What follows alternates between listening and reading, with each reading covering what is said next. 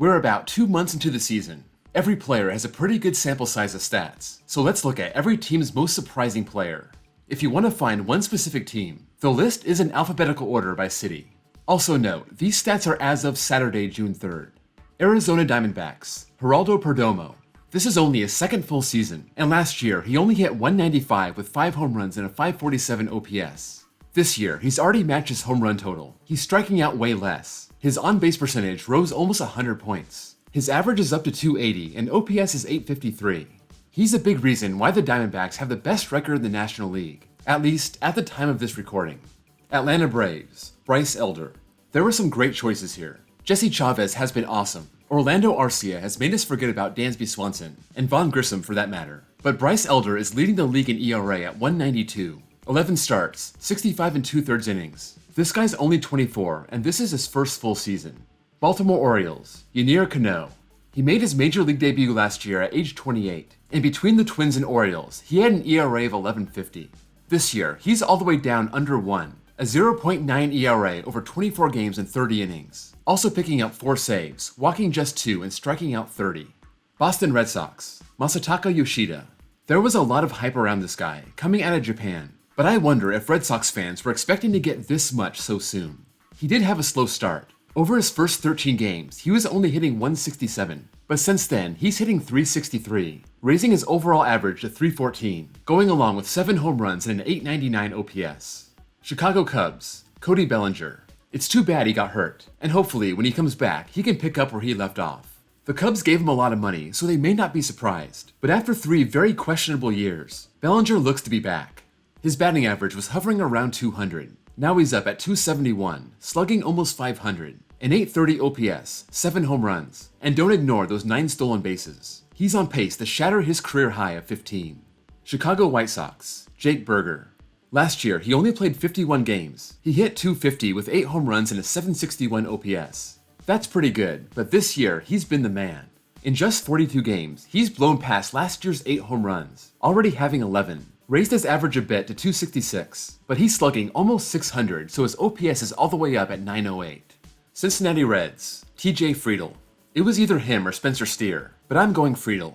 He had about a half a season last year, and he was about a league average player. 240 average, 750 OPS. Now, his average is all the way up at 326, 873 OPS, only 3 home runs but 20 RBI, 6 stolen bases. He's been very productive. Cleveland Guardians, Logan Allen. He just made his major league debut this year, and so far, he's been great. 8 starts, 45 2/3 innings, 276 ERA. He's making a really solid case for Rookie of the Year, but Yoshida may box him out of that. Colorado Rockies, Elias Diaz. I don't think anyone expected him to be one of the best catchers in the league, but here he is, raising his average 81 points up to 309. His OPS all the way up at 837, 6 homers and 29 RBI. You're probably going to see him in Seattle at the All-Star game. Detroit Tigers, Eduardo Rodriguez. There were a lot of good options here. The Tigers are actually halfway decent this year, but let's give Rodriguez his props. His career ERA coming into this year was 4.15, and he's been pretty consistent, going from the high 3s to the high 4s. This year, through 11 starts, he's at 213, leading the league with a 202 ERA+. Houston Astros, Phil Maton. I've talked about how good he's been in the playoffs. Over the last 3 years, he has a 1.15 ERA, but his career regular season ERA is 4.55. This year, he's pitched 24 games, 27 2/3 innings, and he has an incredible 0.98 ERA. His career best was last year at 3.84. Kansas City Royals, Nick Pratto. He came up last year, put in 49 games, and hit 184 with a 657 OPS. This year, he's raised that average 108 points, knocking on the door of 300, and his OPS is up at 836. He started off hitting near the bottom of the order, but now he's their leadoff man. Los Angeles Angels, Mickey Moniak. Last year, with the Phillies and the Angels, he wasn't very good. 170 average, just a 204 on base, walking 4 times and striking out 44, finishing with a 509 OPS. You don't often see guys double their OPS, but that's what Moniak has done so far. Granted, he didn't start the season until May 13th, so he's only played in 14 games, but he already passed last year's home run total with 4. He's hitting 327 and has a 1034 OPS. Will he keep it up? No, but for Angel fans, it's nice to see. Los Angeles Dodgers, James OUTMAN. For the first 4 weeks of the season, he was incredible. Through April 25th, he was hitting .316 with 1109 OPS. Since then, he's only hitting .167 and has a .521 OPS, so he's definitely come back down to earth. But in his first full year, he's earned an everyday spot in the team. .232 average, 777 OPS, 9 homers and 30 RBI. He just needs to snap out of the slump. Miami Marlins, Jorge Soler. This guy's shown flashes of greatness over the years, but he's been pretty inconsistent. He had an amazing 2019 with 48 homers, and this year he might come close to that again. 57 games, 17 homers, maintaining a pretty good .247 average and 863 OPS. The Marlins had some decent options, but I don't think anyone expected this from Soler. Milwaukee Brewers, Owen Miller. He spent the last 2 years in Cleveland but could never get the offense going. Now in Milwaukee, he seems to have figured it out. He raised his average 76 points to .319, 4 home runs, 832 OPS. He's had good stretches with Cleveland also, so let's see if he can keep this up. Minnesota Twins, Sonny Gray. It was either him or fellow starter Bailey Ober, but I chose Gray because he's been one of the best pitchers in baseball. At the end of April, he had a 0.77 ERA, and it's been climbing ever since. Still, it only stands at .215. He also just gave up his first home run of the year on his 12th start. He's had a good career, but he's never been this good. New York Mets, Francisco Alvarez. It's not so surprising to see one of baseball's best prospects playing well, but his first month was miserable. At the end of April, he was hitting .194 and had 1 home run. On May 9th, he had 2 home runs and that seems to have sparked him. Now he has 8, brought his average up to .273, but that's fallen back down to .243. But still, he has a very good .803 OPS. He seems to be a very streaky player, but he's still 21 years old, so give him a break. New York Yankees, Ian Hamilton. Not a lot of great options for the Yankees, but Hamilton has been good in a small sample size. He's been on the IL and hasn't pitched since mid-May, but in his first real season in the majors, he has a .123 ERA over 16 games and 22 innings pitched. Oakland A's, Brent Rooker. The bright spot for a terrible team. Brent Rooker is a career .200 hitter over 81 games coming into 2023. This year, in 51 games, he already doubled his career home run total, slugging over .500, hitting .260, 866 OPS. He should for sure be repping the A's at the All-Star game. Philadelphia Phillies, Brandon Marsh. After 2 months, who do you think would be leading the NL champs in WAR? That's right, Brandon Marsh. Over his first 2 years in the league, he's been a below-average offensive player. This year, he's hitting .277, 5 homers, 4 triples, and that 843 OPS is off the charts for him, having never even come close to 700 over a full season.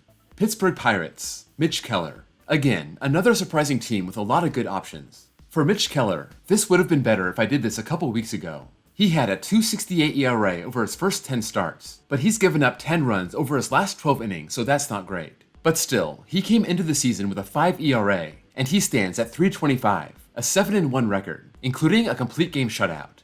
San Diego Padres, Brent Honeywell. Not a lot of things about the Padres to be proud of this year, but look at Brent Honeywell. He broke in with Tampa in 2021 but only pitched in 3 games. Then he had a stress fracture in his elbow and missed the entire 2022 season. Then he signs with the Padres and he's been very good. 22 games, 30 2/3 innings, .352 ERA. Seattle Mariners, Jared Kelenic. This first-round pick had a pretty bad first 2 years, but the Mariners didn't give up on him. So far, so good in 2023. He brought his .141 average all the way up to .275, raised his OPS over 300 points to .844, already has 10 home runs in 55 games. He started hitting at the bottom of the lineup, but now he's their cleanup man. San Francisco Giants, Alex Cobb. He's been a pretty serviceable pitcher over the last 7 years, posting a .433 ERA from 2016 to 2022. But this year, he's been pitching like he did when he was on the Rays. 12 starts, 69 2/3 innings, .271 ERA, including the very rare complete game shutout. St. Louis Cardinals, Nolan Gorman. This first-rounder put in a half a season last year, and he was pretty good. .226 average, 14 homers, 721 OPS, about league average. Now, he's taken it to the next level. His average has gone up 50 points, OPS over 200 points up to .927, and he already matched last year's 14 homers in just 53 games. Like some of these other guys, he started off at the bottom of the order, and now you can find him batting third. Tampa Bay Rays, Josh Lowe. Last year, he only had .221 and 2 homers in 52 games, but this year, he's getting a real shot and it's paying off. Through 49 games, he already has 11 homers, 37 RBI, His average is all the way up at 293 and OPS over 900. The Rays are stacked, and this guy might be one of their all-stars. Texas Rangers, Ezekiel Duran. When Corey Seager went down, no problem. Duran came in, and he's been great. Last year was his first. In 58 games, he hit 236 and had a 643 OPS. Not bad, but this year he's been stellar. 41 games, 307 average, 872 OPS. Part of an elite Rangers offense. Toronto Blue Jays, Kevin Kiermaier. He's had a long career, but he's never been a great offensive player.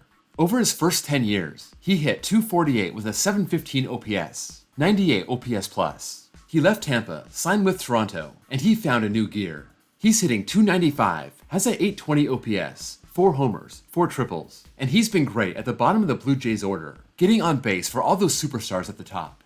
Washington Nationals, Josiah Gray. After coming over from the Dodgers, his ERA has been sitting right around 5. This year, he seems to have found his potential. 12 starts, 67 innings, 3.09 ERA.